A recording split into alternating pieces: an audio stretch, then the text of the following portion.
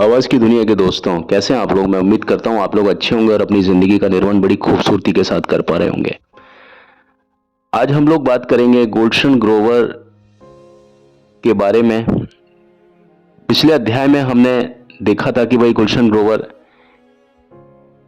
का बचपन, मां के साथ में उनका क्या एक संबंध रहा था, एक विशेष प्रेम, उसके बारे में हमने बात की। गुलशन ग्रोवर जब थोड़े बड़े हुए, किस तरीके से वो घर घर जाकर के मार्केटिंग करते थे। बहुत करीब परिवार से ताल्लुक रखने वाले गुलशन ग्रोवर और उनके भाई रमेश चंद्र जब महज 9वीं और 10वीं क्लास में थे, तब उन्हें एक तरीके से पूरे परिवार का खर्चा चलाना पड़ता था। उन्होंने जिम्मेदारियों को समझा, माँ बाप ने भी उन्हें जिम्मेदारियां क्या होती हैं इस चीज़ को समझाने के लिए उन्होंने हमेशा अपने बच्चों को एक जिंदगी में एक जो प्रैक्टिकलिटी होती है, जिंदगी का जो वास्तविकता होती है, उसको जीने के लिए अग्रसर किया। उन्होंने कोई भी ऐसी चीज अपने बच्चों से नहीं छुपाई, उनके माँ बाप ने, कि जो जिंदगी में तो है, लेकिन उन्होंने कहा कि नहीं, जिंदगी एक सफल और एक सरल चीज का नाम है। ये चीज कभी भी गुलशन ग्रोवर के माँ बाप ने गुलशन ग्रोवर को नहीं बताई। उनको यही कहा कि जिंदगी वही है जो तुम्हें सड़कों पर मिलती है, वही है जिंदगी। जिंदगी वही है जो तुम खुद अकेले में भुगतते हो, वही है जिंदगी। क्योंकि जिंदगी अक्सर अक्सर नहीं, हमेशा इंसान अकेला ही उन सभी चीजों पर चलता है। और सच्चा अनुभव इंसान को तभी होता है जब इंसान हर परिस्थिति पर अकेला चलता है, हर कांटों से, हर दोराहों से अकेला वाबस्ता होता है। ना सिर्फ वाबस्ता बल्कि दो चार होता है। बहरहाल गुलशन ग्रोवर बताते हैं कि उनके स्कूल में जो माहौल था, वो उसमें हिंदी और अंग्रेजी दोनों तरह की शिक्षाएं मिलती थी, चलती थी। लेकिन जो स्कूल के जो टीचर होते थे, वो अंग्रेजी के नाम पर अंग्रेजी को जोर जोर से बोल करके पढ़ाते थे और फिर हर चीज का हिंदी में अनुवाद करके उनको समझाते थे। यहां तक कि चार्ल्स डिकेंस का लोकप्रिय उपन्यास ओलिवर ट्विस्ट भी गुलशन ग्रोवर बताते हैं कि उन्हें इंग्लिश में समझाया गया था। और यह तरीका गुलशन ग्रोवर को बहुत ज्यादा उबाऊ लगता था, क्योंकि वो स्टैंडर्ड को समझने वाले इंसान थे और उन्हें गुस्सा भी बहुत ज्यादा आता था। क्योंकि हमें समझ में आती है चीजें, एक स्कॉलर जो दिमाग हो, एक स्कॉलिस्टिक माइंड होता है, उस चीज को समझता है कि चीजों का तरीका क्या होना चाहिए, है ना। तो ये तरीका गुलशन ग्रोवर को बहुत ज्यादा उबाऊ लगता था और उन्हें गुस्सा भी आता था। आखिरकार गुलशन ग्रोवर ने खुद से ही अंग्रेजी और हिंदी की तालीम ली और बहुत अच्छी जो अंग्रेजी गुलशन ग्रोवर की है, वो खुद अपने अथक परिश्रमों से ही है। अच्छे ग्रेड और एकदम धारा प्रवाह अंग्रेजी बोलने की वजह से उनका admission Shri Ram college of commerce में हुआ, जो कि दिल्ली का सबसे ज्यादा पुराना और सबसे प्रतिष्ठित संस्थान माना जाता है। गुलशन ग्रोवर को उस कॉलेज में, यानी Shri Ram college of commerce से उनके घर का जो रास्ता था बहुत दूर पड़ता था। वो करीब 9 किलोमीटर पैदल चल करके गुलशन ग्रोवर अपने कॉलेज में पहुंचते थे। और ये रास्ता लगभग कीचड़ से भरा हुआ रास्ता होता था। और इसके बाद में कॉलेज पहुंचने के लिए इन्हें 3 बसें बदलना पड़ती थी। यानी 9 किलोमीटर पैदल चल करके 3 बसें बदलनी पड़ती थी और ये इनका हर दिन का शेड्यूल होता था। ये एक दिन की बात नहीं थी। और गुलशन ग्रोवर हर रोज कॉलेज जाते थे, यानी वो रेगुलर थे, वो बहुत अच्छे स्टूडेंट रहे हुए हैं। दिल्ली यूनिवर्सिटी के नॉर्थ कैंपस में यहाँ, और इस जगह पर जाने के लिए एक शॉर्टकट मेथड भी था, एक शॉर्टकट रास्ता था जिससे कि गुलशन ग्रोवर का कीमती समय बच सकता था। लेकिन उस रास्ते से जाने का मतलब यह था कि रेलवे ट्रैक को पार करना, और रेलवे लाइन आपको मालूम है ना कितनी खतरनाक होती है।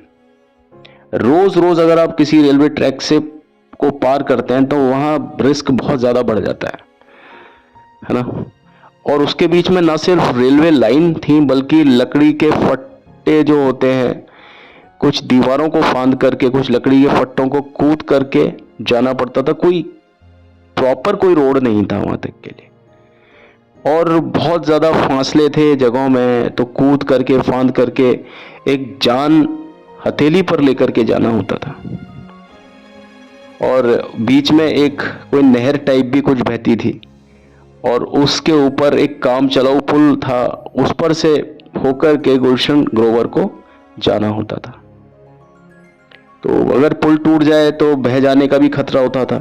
तो ये सारी चीजें गुलशन ग्रोवर के दिमाग में तो नहीं चलती थी, लेकिन उनकी जो माँ है वो हमेशा इस तरह के खतरों से बेचारी परेशान होती थी कि भाई मैं अपने बेटे को, रोज आना जाना रहता था उनका, तो उनको हमेशा यही डर सताता था कि कहीं मेरा बेटा किसी दिन किसी दिक्कत में ना आ जाए, बहुत ज्यादा। तो वो हमेशा अपने बेटे को यही बोलती थी, बल्कि उन्होंने कसम भी दिलाई कि चाहे कुछ भी हो, जाना तुझे लंबे रास्ते से है, छोटे रास्ते के लालच में मत आना कभी भी। और गुलशन ग्रोवर ने अपनी चाई जी यानी अपनी माँ से किया हुआ एक एक वायदा निभाया, इसलिए उन्होंने ये वायदा भी निभाया। कॉलेज की कैंटीन में ताज़ा ताज़ा तले जा रहे समोसे और ब्रेड पकौड़ों को देख करके उनके भी मुंह में पानी आता था, उनके भी लार टपकती थी।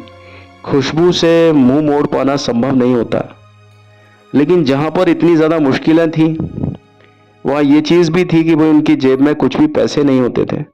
और कितना अजीब लगता है ना कि कई बार जब आपका पेट में बहुत ज़्यादा कुलुल कुलुल हो रहा हो, तो कहने का मतलब है आपके पेट में चूहे फुदक रहे हो, आप बहुत ज़्यादा भूखे हों, और उस समय आपके पास आपके इस तरह की खुशबू आपको मिल जाए, तो आप सोचिए क्या स्थिति होती है। तो इन सब चीज़ों से गुलशन ग्रोवर रोज दो चार हुआ करते थे। और हमेशा गुलशन ग्रोवर एक चीज की रिक्वेस्ट करते थे ईश्वर से। है, वो हमेशा वाहेगुरु से यही बोलते थे कि काश कि ऐसा होता कि मेरे घर से ये जो मेरी यूनिवर्सिटी या मेरा कॉलेज है ना, ये इतना दूर नहीं रहता। काश कि मेरा कॉलेज मेरे घर से कुछ पास में होता, तो मुझे अपनी क्लास में जाने के लिए, अपने स्कूल में जाने के लिए, अपने दूसरे जो मेरे साथी होते थे ना, वो बहुत जल्दी पहुंच जाया करते थे स्कूल। गुलशन ग्रोवर भी मतलब अपने जो कॉलेज था वो वहाँ जाते थे, लेकिन 3 घंटे लगते थे उनको उस जगह तक पहुंचने के लिए। तो ये उनका रोज का शेड्यूल था। एसआरसीसी में दाखिल लेने के लिए ज़रूरी कट ऑफ दिल्ली यूनिवर्सिटी से संबद्ध कॉलेज के मुकाबले बहुत ज़्यादा अधिक रहती थी, और ये आज भी है। और उस जगह पर, उस कॉलेज में, इसी वजह से जो तेज दिमाग वाले और जो होनहार जो स्कॉलर्स होते थे, जो छात्र होते थे, सिर्फ वही लोग पहुंच पाते थे। और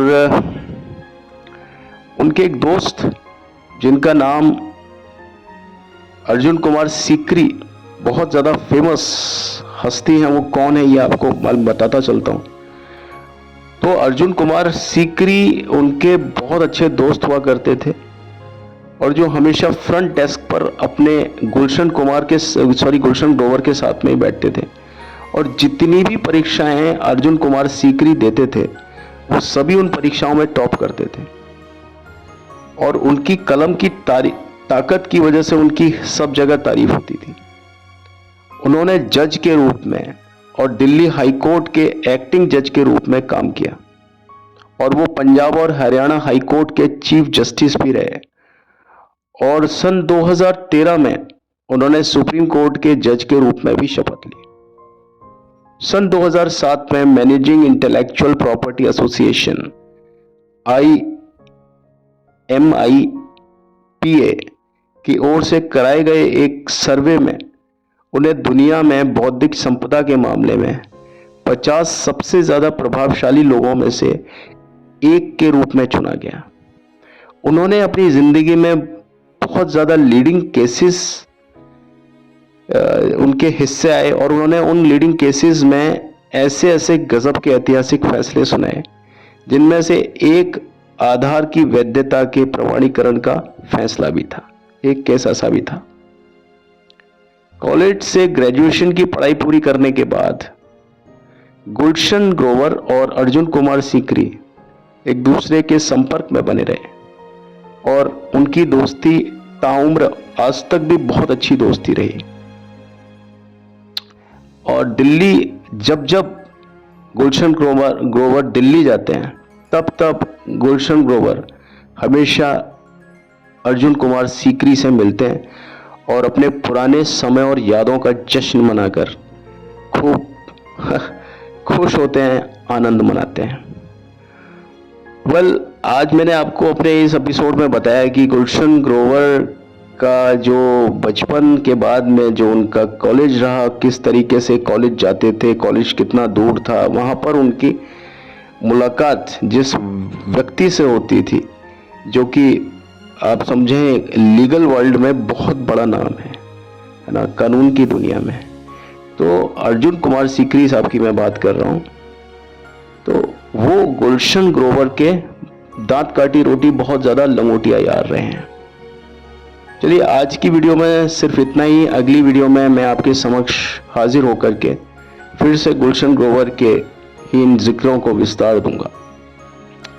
आपको देखना होगा कि अगली बार मैं गुलशन ग्रोवर के किस पहलू के बारे में बात करता हूँ। इसके बारे में आप थोड़ा सा इंतज़ार करना होगा आपको। चलिए आज की वीडियो को मैं यही समाप्त करता हूँ, बट जाने से पहले मेरी आपसे वही एक रिक्वेस्ट है कि प्लीज़ मेरे चैनल को लाइक शेयर सब्सक्राइब ज़रूर करें, प्रेस करें बेल आइकन को। यही हमारे लिए एक प्रेरणा का स्रोत है और हमारे बढ़ोतरी के लिए भी। Thank you and have a nice time. कल आपसे एक बार फिर से मुलाकात होती है। तब तक के लिए मैं ईश्वर से यही कामना करता हूँ कि ईश्वर आपको खुश रखें, आबाद रखें, मस्त रखें और अपने अपने कामों में खुश रखें और व्यस्त रखें। Thank you and have a nice time. Bye.